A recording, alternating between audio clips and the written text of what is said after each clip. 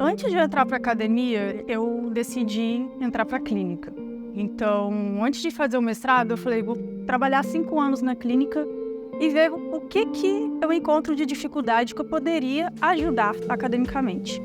Uma das dificuldades que a gente mais encontra na clínica é fazer diagnóstico diferencial em relação ao processo de leitura. O teste Aleph, ele surgiu quando a gente percebeu uma lacuna na produção nacional dos testes neuropsicológicos. A proposta era montar um teste, um instrumento que possibilitasse avaliar a compreensão de leitura, só que com processos mais complexos e que exigissem mais da pessoa que fosse passar pela aplicação.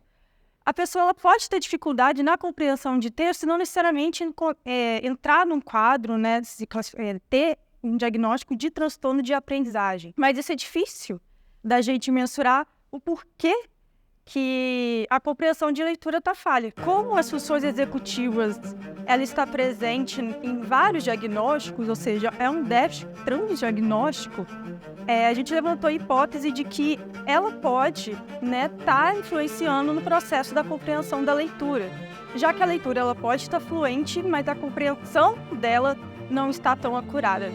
Então, o que nós tentamos fazer foi aumentar o nível de exigência, nesse caso da exigência das funções executivas, para aplicar na compreensão de leitura.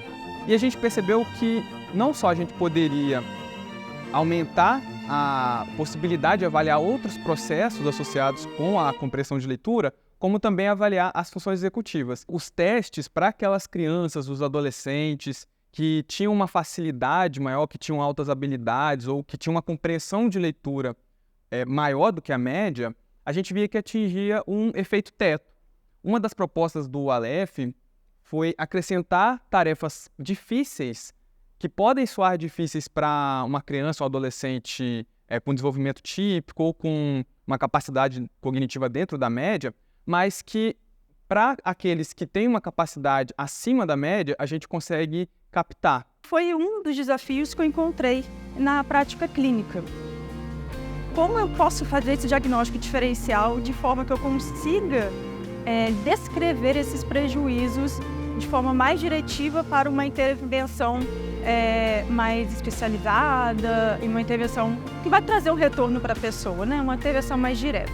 O teste Aleph, que foi desenvolvido em parceria do Lapsim com a Ampla Editora, inicialmente a gente já tinha uma proposta de criar um instrumento de leitura, só que quando a gente foi verificar na produção nacional de instrumentos que avaliam compreensão de leitura, a gente viu que eles utilizavam sempre os mesmos paradigmas, né? Então a gente quis propor um novo paradigma para avaliação de compreensão de leitura, verificando simultaneamente as funções executivas. Então a gente percebeu essa lacuna e tentamos propor um teste em que a exigência do recrutamento de funções executivas fosse constantemente aumentado, né, durante o teste.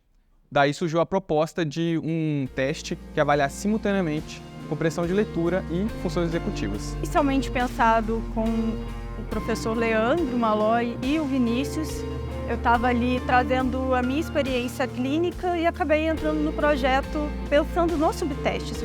Como a gente poderia elaborar esses subtestes para que a gente tivesse esse retorno quantitativo e qualitativo do desempenho das pessoas em relação à leitura.